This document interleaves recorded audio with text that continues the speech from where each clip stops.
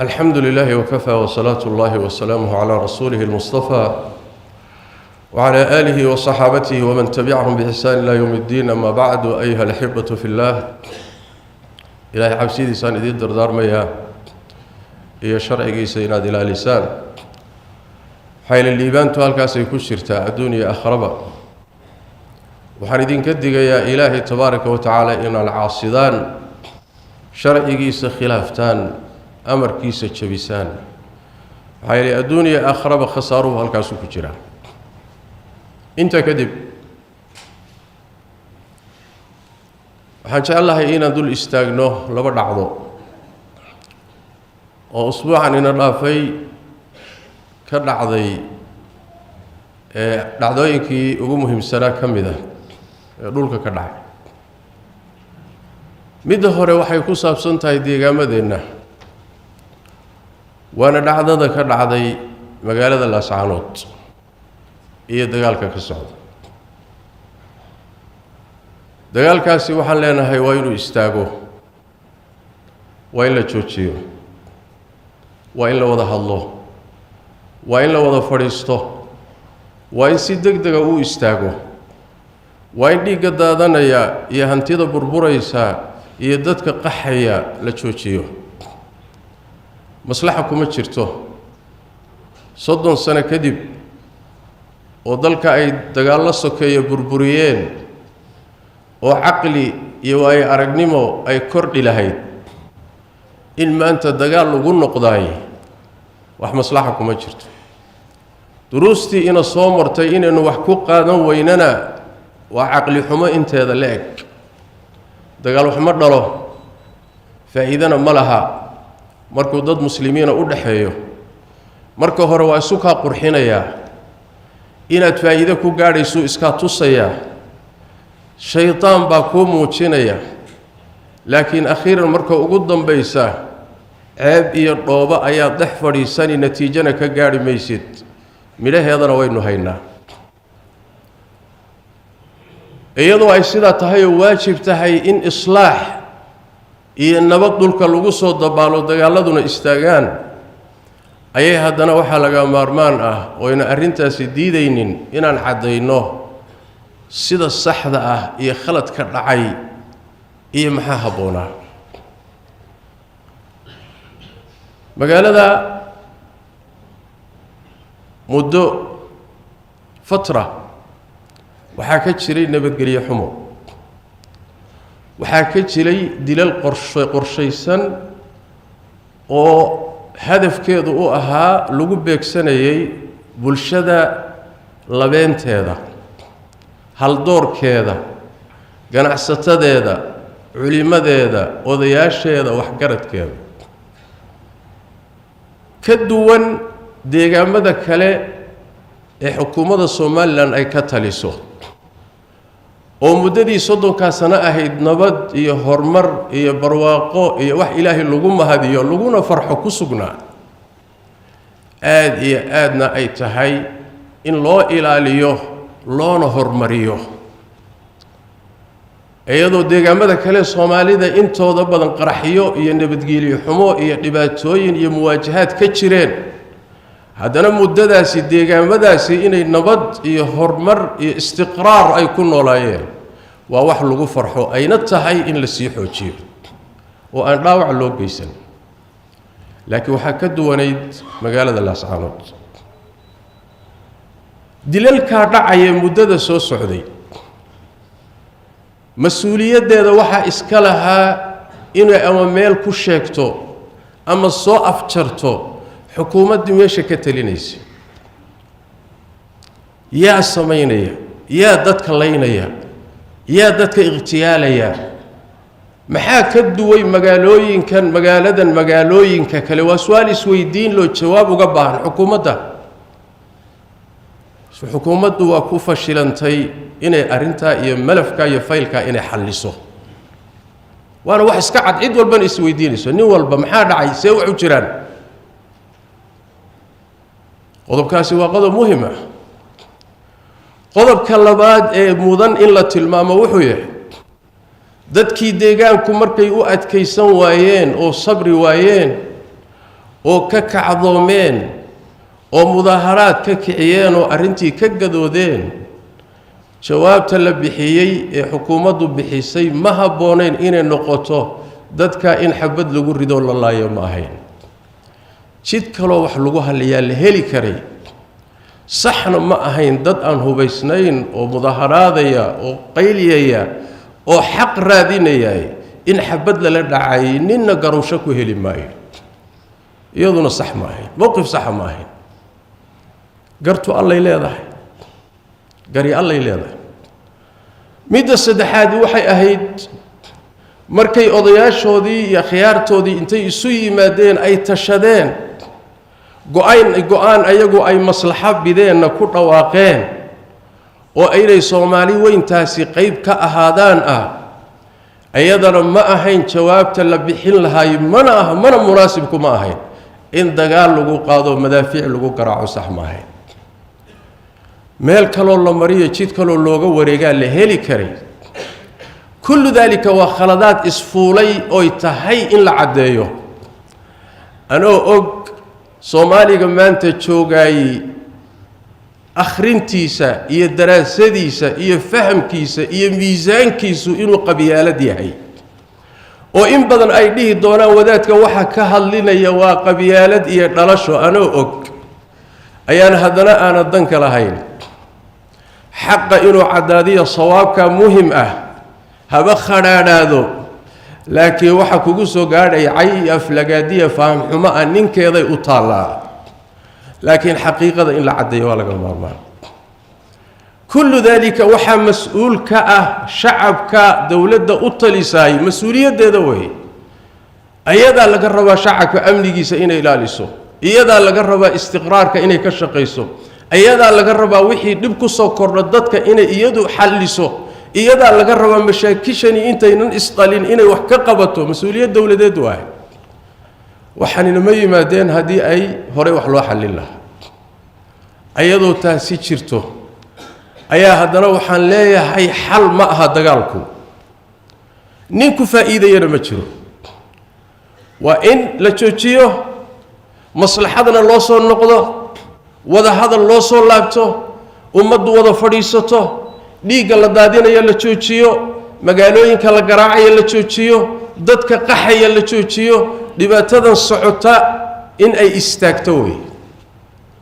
xataa haday labada dhinac midkood uu isgar siinayo ama gar leeyahay ma keenayso in muslimiinta dhiigooda la daadiyo bal sida fiicani wax way in maslaxa looga wareego waay waxa daliil nabigeena Muhammad sallallahu alayhi wa alihi wa sallam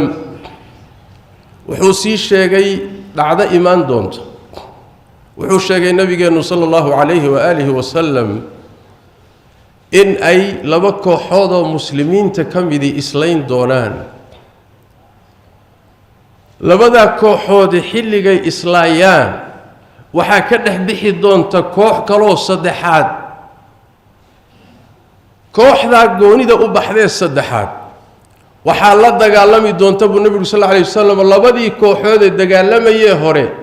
midooda xaq u dhow ayaa la dagaalami doonta kooxda baxday buu nabiga sallallahu alayhi wasallam waxa lagu fasiray xaqiiqaduna tahay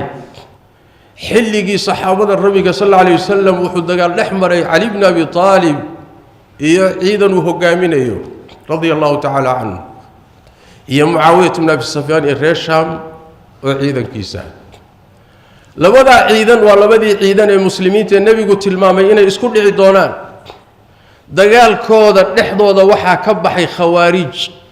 oo labadiiba intay ka dhex baxeen bay meel isku urursadeen oo labadii qoloba gaalaysiiyeen khawaarij waxa la dagaalamay Ali ibn Abi Talib iyo ciidankiisii kooxdiisii baa la dagaalantay nabiguna wuxuu sheegay kooxda waxa la dagaalami doona labada kooxood midooda xaq u dhow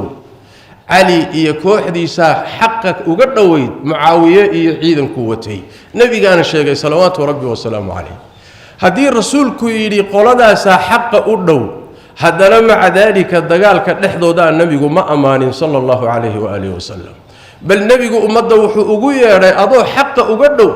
oo ka gar leh haddana ku dadaal inuusan dhiig daadanin oo maslaxa la raadiyo oo la wada hadlo oo dhibaatada la soo afjaro wuxuuna nabigu arinta ku tilmaamay sallallahu alayhi wa alihi wasallam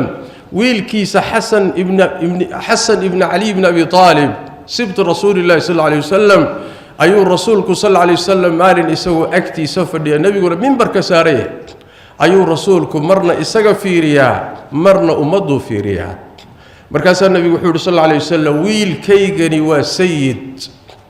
ilaahayna wuxuu ku heshiisiin doonaa laba kooxood oo waaweyn oo muslimiinta oo islaynaya ayuu ilaahay ku heshiisiin doonaa sababtiisa Hasan ibn Ali ibn Abi Talib markii aabihi Ali la dilay isaga ayaa xilkii qabtay markuu saa u qabtayna Muawiya wada hadleen wuu ka tanaazulay mas'uuliyadii buu uga tanaazulay isagoo ciidan xoog badan iyo tabar xoog badan oo waliba Amr ibn Aas oo Muawiya la socday aad uga calaalay ciidan xoog badan isagoo Hasan heli kara ayuu ka tanaazulay dhiigga muslimiinta si loo baajiyo wuxuu uga tanaazulay Muawiya uga tanaazulay sanadkaasi waa sanadka caamul jamaaca la yiraahdo waa sanadka muslimiintu mar kale isu yimaadeen dagaalkii dhexdooda uu dhamaaday midnimadii ay dib u soo noqotay hal dawladda ay yeesheen kala jabkiina uu baaba'ay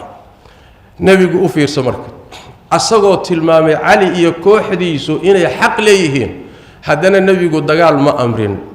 kulamana talinin bal wuxuu amaanay sulxa iyo heshiiska laga galay dagaalka isaga ayuu nabigu sayidnimo ku siiyay wiilkiisa Hasan radiyallahu ta'ala anhuma marka xaq baan leeyahay iyo gar baan leeyahay inta aad heli karto meelaad uga leexato oo maslaxa iyo nabad ku raadiso inaad dagaal iyo dhiig muslim gashay sax ma laba gooraba dagaalkaasi inuu sii socdaayo maslaxa kuma jirto waa in la soo afjaro oo dagaalkaasi la joojiyo inaga muslimiinta kale Soomaalida kale ummadda muslimka nidaam iyo dawlad iyo shacab waxa inaga saaran xil laba arimood arinta koobaad waxa weeye in la galo heshiisiin wada hadashiin isu jiid cadaadis in la saaro dhinacyaha cadaadis la saaro cid kasto awood kulana ay ka shaqeyso sidii loo joojin lahaa xabadan iyo dagaalka loo heshiin lahaa waajibina saaran waa الله قرآن الكريم كأوحو كليه وإن طائفتان من المؤمنين اقتتلوا فأصلحوا بينهما هذي لوكو حوض مسلمين تا إسلايان مؤمنين تا هشيسية وألا ليه تبارك وتعالى إنما المؤمنون إخوة فأصلحوا بين أخويكم هشيسية كالع شقية واجبك إن صارنك إسقاوا ما إنا دينا على صفرنا إنا عكلنا كصفرنا فتنة سيسية دينا مئها وإنا نكشقين سيدي مصلحكو إيمان لهين هشيسية وألا ليه تبارك وتعالى طبعا هديك كوح كم إذا كوحها سي هشيس كديدو وأي كوك عن صيدو ودقالك خيار كيسا أي دورته مركز ربي وحده تبارك وتعالى هديك كوحي ديدو هشيسك إذن كل جينا الله وضع الدقال لهم مرك سير الله سوء أفجر مشكلة آيات القرآن كربي هذا عن آخرين وكوت المامي فإن بغت إحداهما على الأخرى فقاتلوا التي تبغي حتى تفيء إلى أمر الله واجب كمسلمين توكا إسقاوا واجب كالله بادي وحوي دتك كل باتوبي دقالك إسقا كبرك عي كبرا وعمي كبا باي دين عيدونا هجرا إن لو قرمدو إن لعاويو إن لداويو بنام بيتشيوغان قرحدا كل عيسى كليل كتير ودكسونتين هوي ملي إن دتكاسي لو قرمدو وحي لقارسين كان لقارسيو إيادنا واجب كالله إن سارا مال كستو أو مسلمين تمشكلة كو هيستنا إنو كتشوابنو وإنو وحلقا ونضدك رباطيسان واجب إيمانكو إنا فريواي قضب كالصدحاد إنو واجب كاوحويه إن لتشوتشيو أولها قبيالة دعا إيه دقال أوغي دعا إيه حماسدو كو صليسانتا حماسدو كو ديهانتا إيه كالصعودة ميديا كالصعودة إيه المصلحة أديقين إيه لتحريفين يو هذا البا حبدا كدرا هذا البا فتنة أبورا يدمدفع كدرا إن هذا الذي يوحى الاستفسان يؤمدو كشقيسو إن صلحة مصلحة وناقيس يدقالك حمانتي سلقشيكيو dadka walaalaha la isu soo jeedo laakiin aan laga shaqeynin in balaayo la abuuro fitna la kiciyo meediyaha loo isticmaalo meel balaayo lagu abuuro ama muxuu ahaayey qashinkii waddanku soo maray dib loogu abaabulo arrintaasina waxa weeye waa fitno culayskeedana waxaad ogaataa kelimada kaa baxaysaa iyo waa mas-uuliyad ilaahay hortiisa lagu weydiin doono haddii ruux muslima dhibaato lagu gaadhsiiyana adaa u soo istaagi doonaa kelimo nuskeed haddaad kaga qayb qaadato dhiig muslimna maalinta qiyaamada ilaahay hortiisa soo istaagi doontaa ku talagal ruuxba naftiisa ha xisaabiyo maslaxad iyo wanaagana ha laga shaqeeyo xadadka iyo dhacdadaasi intaas baan ka dhahayaa dhacdada labaad ee mudan inaynu dul istaagno waxay tahay dhacdada ka dhacday Turkiga iyo waddanka Suuriya qaybo ka mid ah dhulgariirka ku dhuftay ee aad u xoogan ee dad badan uu ku baaba'een dhowr iyo 20,000 oo ruux bay dhimashadu maraysaa inta la laayahay iska daa boqolaal kun baa ku barakacay kumayaal guri baa ku dumay musiibo rabbi waay musiibada rabbi markay ibaanayso sabab bay leedahay quraanku inoo sheegay waa dambiyadeena inaga galay iskama imaanin quraanka faahfaahiyay waana mas'ala ka qarsoon calmaaniyiintii iyo wax magaradka ka qarsoon way asbaabta ay leedahay masaa'ibta dhacaysay allah masaa'ibta keena inoo cadeeyay waa sabab inagu aynu leedahay ha ahaatee haddana markay musiibadu dhacdo waxay u baahan tahay waajibaad baa ka dhalanaya waajibaadka ka dhalanaya waxa weeye dadku waa dad muslimiin ah dadka muslimiinta in lala danqado in lala xanuunsado in laga naxo in loo danqado inta kaliya ma aha wixii lagu caawin karo lala gaari karo in lala gaaro waa waajibka ina saaran weeye waana iimaanka keenaya iimaanka inaga dhaxeeya iyo islaamnimada inaga dhaxaysa iyo xiriirka diineed ayaa wuxuu keenayaa muslimka ku dhiban adduunka darafkiisa u shisheeya in aad la danqato la xanuunsato dhibaatada haysata xataa yuusan dal kula wadaagin xataa yuusan dhalasho kula wadaagin xataa yuusan maslaxa muayana idinka dhaxaynin laakiin waa walaalka oo muslim ah innamal mu'minuuna ikhwa la xanuunso ugu yaraan hadaada wax kale heli karaynin la caatifood hadaada wax kale heli karaynin u ducee nabigu wuxuu sallallahu alayhi wasallam mathalul mu'miniin tasifadoodu isjacaylkooda isu naxariisashadooda isu caadifaadkooda isu caadifoonayaan alla nabigu wuxuu sallallahu alayhi wasallam hal jid oo kala waay xubnihii baynu nahay ummaduna waa jidkii jidkaasi xubin hadduu xanuunsado inta kale waa inay la xanuunsato waa inaan la xanuunsano la caatifoonno u ducayno inta dhimata ilaahay inuu naxariisto inta dhaawacan ilaahay tabaaraka wa tacaala dhaawacooda inuu rabbi tabaaraka wa tacaala uu daaweeyo inta muxuu ahay banaanka taala rabbi tabaaraka wa tacaala hoy inuu siiyo ilaahayna musiibadaasi uu ajir iyo ka siiyo tahaara ka siiyo badal khayr qawla ku irsaaq inaanu ducayno duca kaliya ma aha waxaad kari kartana walaalka la gaar sidaan u nidhi tan gudaheena gurmad bay u baahan tahay taa dibadda walaalaheennana gurmad bay u baahan tahay gurmad bay kaaga baahan tabartaadu intay dooni ha dhanaato gaar ahaan waxaan jeclaan lahaa aad u jeclaan lahaa oo qalbigaygu ileeyahay oo malanaya in badan oo inaga midana inaan isleenahay jihooyinka rasmiga ee Soomaalida andimadooda iyo dawladoodu waxaan isleeyahay waxa haboon ama haboonayd in ay wax ka badan tacsiyada wax ka badan in ay samaysaa haboonayd ugu yaraan danqashada islaamnimada iyo iimaanka marka laga tago labada shacabka Turkiga iyo dawladdiisa iyo shacabka reer Suuriya intuba Soomaali abaal bay ku leeyihiin abaalka Turkigu inuu leeyahay Soomaali ku leeyahay waa midaan qarsoonayn kulligeena aan u wada nooleyn u joogna ilaa haddana socda dawladda kaliya Soomaali marka laga jeesaday madaxweynaheedu ama ra'iisul wasaaraheedu airportka ka soo degay indhihii adduunka soo jeediyay ilaa maantana Soomaali garab taaga waa Turkiga way miyayna haboonayn inaad ka abaal guddo ugu yaraan abaal wax yaro abaala inaad guddo Suuriya waa dalkii kaliya ee Soomaali markay burburtay carabna ka jeesatay dalka kaliya u furnaa Soomaali ay degi kartay baasaboorkooda lagu geli karay fiisa aan Suuriya u ahaa ilaa uu ka burburay Soomaaliduna dad karaamo leh oo sharaf la ay ku la soo dhaweyn jiray shacabka reer Suuriya waa shacab muslim oo sunni ah dawlad xun baa lagu ibtilay miyayna abaal kugu lahayn oo ugu yaraan intii lagu galay boqolkiiba hal ka mida inaad guddood isxilqaanto miyayna ahayn oo ina mudnayn mise waxaynu ku marmarsoonaynaa sheekhow taanadaa nasaaqatay annaga intana haysataa naga badan masaakiin baanu nahay waxba ma heli karno marmarsood miyayna noqoni war wax yar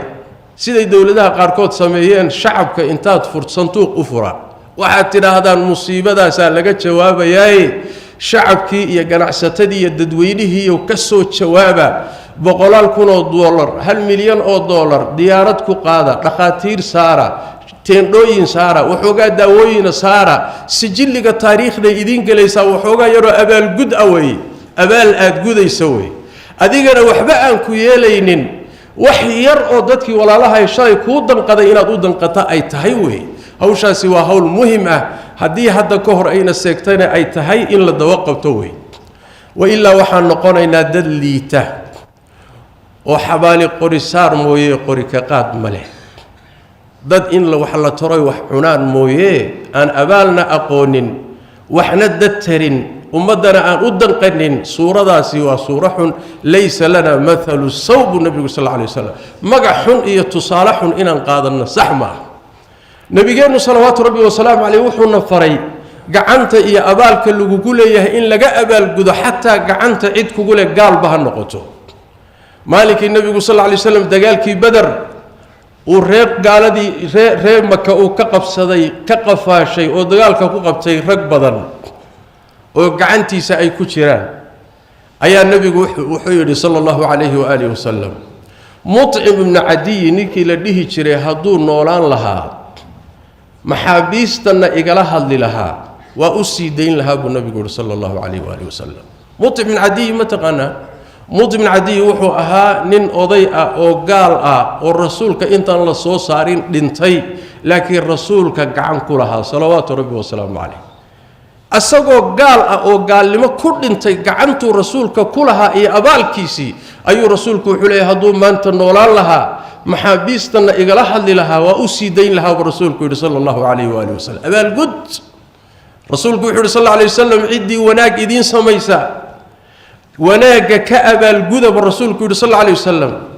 kolba waxaad heli kartaan haddaad weydaan waxaad abaalkaa ku gudaanna u duceeya buu nabigu yidhi sallallahu alayhi wasallam ilaa aad istidhaahdaan alalahi abaalkii waad gudeen duco xataa duca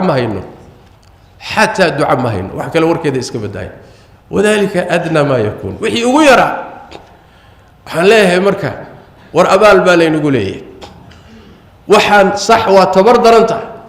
laakiin waxaa loo baahan yahay axdaaftan oo kale markay dhacayso inaad ka dhex muuqato waxaan la yaabay markaan taqaariirta akhbaariga iyo wararka akhriya dhacdada ku saabsan dowlado yaryar oo adduunka ka mid oo daciif oo gaalo ah oo haddana gaalo ah baa ka soo jawaabaya dhibaatada oo gacan ka geysanaya diyaarad daawooyina soo diray dhakhaatiir waxoogaayoo soo diray waa dowlado yaryar oo haddana gaalo ah annaga miyaynan mudnayn marka shacab iyo dowladba war miyaynan mudnayn oo arrintaasi aynu munaasib ahayn jawaabteennu inay ka siyaadsan tahay tacsiye iyo hadal iyo qoraal loo qoro dowladda inay wax ka siyaadsan baa laynaga mudan yahay qadiyadaana jawaabta ay mudan tahay aynu siino labada dhacdo waa laba dhacdo oo muhiima labadabana ilaahay waxaan u weydiinaynaa tabaaraka wa tacaala mu'miniinta ku dhibaatoobay in rabbi tabaaraka wa tacaala inta dhintay u naxariisto inta dhibaataysanna ilaahay dhibaatada ka qaado inta bannaanka jiiftana rabbi tabaaraka wa tacaala naxariistiisa u doodejiyo ilaahay tabaaraka wa tacaala innagana masaa'ibta ina garamariyo waajibaadka iyo xilka inaga saaran howlahaana ilaahay ina fahansiiyo inoona fududeeyo hada wabillahi tawfiiq sallu wasallimu calaa khaatami alanbiyaai walmursaliin allahuma salli wasallim wabaarik calaa cabdika warasuulika muxamed wacala aalihi wasaxbihi ajmaciin warda allahuma can alsaxaabati waltaabiciina wataabicihim waman tabicahum biixsaan ila yowmi الدين اللهم إنا نسألك الهدى والتقى والعفاف والغنى ربنا ظلمنا أنفسنا وإن لم تغفر لنا وترحمنا لنكونن من الخاسرين سبحانك اللهم وبحمدك نشهد أن لا إله إلا أنت نستغفرك ونتوب إليك